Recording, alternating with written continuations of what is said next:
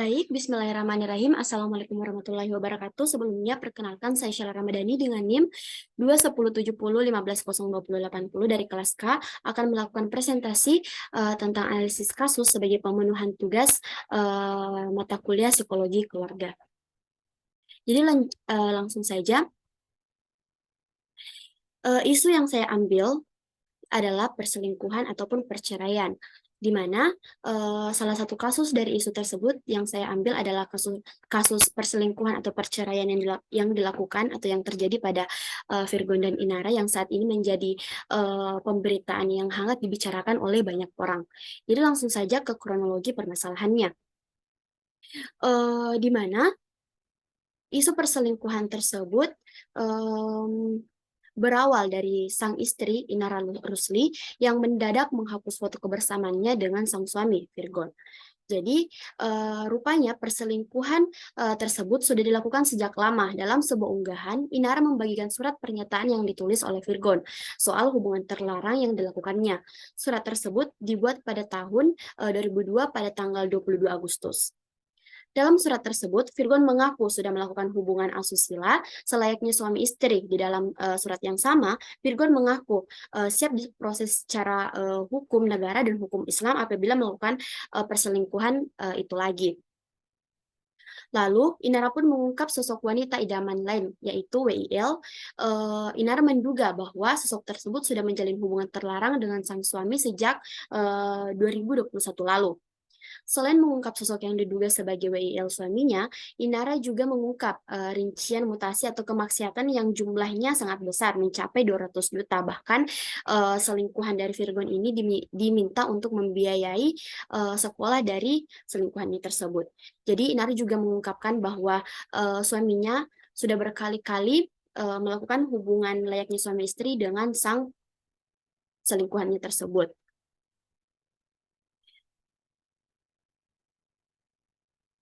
Langsung saja ke teori yang berkaitan dengan isu tersebut.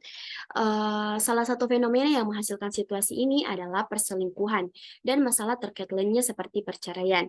Setiap tahunnya, banyak orang yang berkuasa jatuh dari posisinya dikarenakan perselingkuhan di luar pernikahan atau romantisme kontroversial lainnya.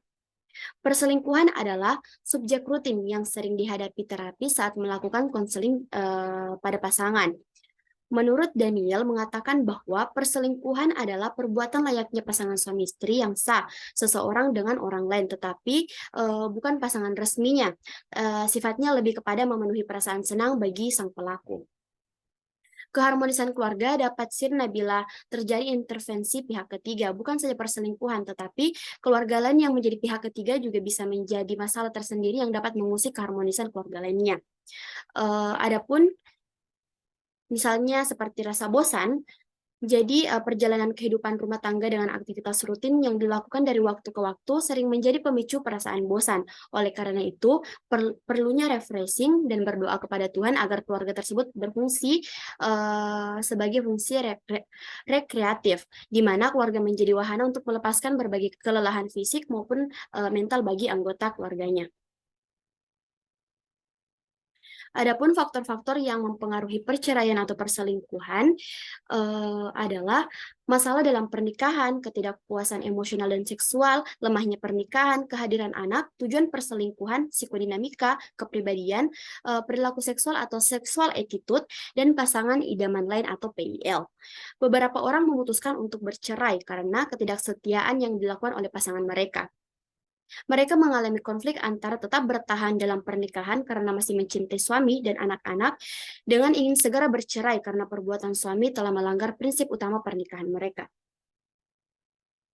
Selanjutnya, dampak yang ditimbulkan oleh perselingkuhan atau perceraian itu adalah menurut Nagurney dan Thornton pada tahun 2011, individu yang diselingkuhi oleh pasangannya bisa mengalami trauma dalam hidupnya karena telah merasakan pengkhianatan. Pasangan yang terluka karena merasa terkhianati sering mengalami emosi marah, kecewa, ragu, bahkan dikaitkan dengan beberapa gejala depresi dan gejala pasca trauma.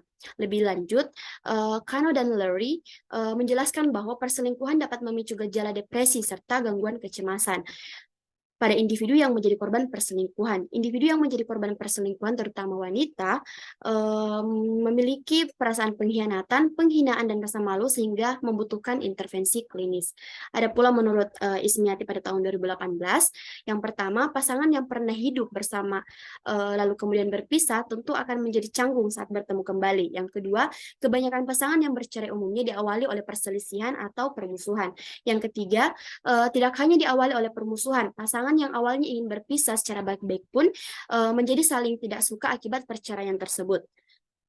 Dan yang terakhir, masalah perceraian adalah masalah yang sangat rumit. Hal ini bisa membuat pasangan menjadi stres dan depresi. Selanjutnya, upaya untuk menanggulangi atau mencegah terjadinya perselingkuhan atau mengatasi terjadinya perselingkuhan atau perceraian adalah dengan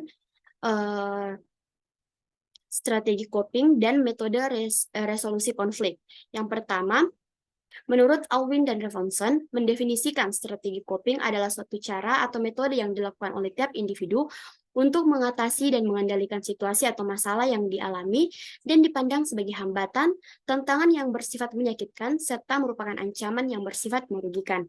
Yang kedua, metode resolusi konflik yang dapat digunakan untuk menyelesaikan konflik dapat juga dengan melibatkan pihak ketiga. Metode ini sering digunakan ketika pihak-pihak yang terlibat konflik tidak mampu menyelesaikan konflik yang dialami atau tidak mau mengalah.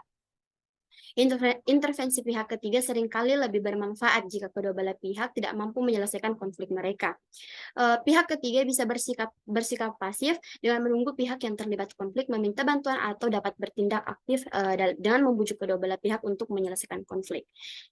Ada pula referensi yang saya gunakan untuk menganalisis kasus tersebut, dan mungkin sampai sini saja presentasi yang dapat saya paparkan. Lebih dan kurangnya mohon dimaafkan.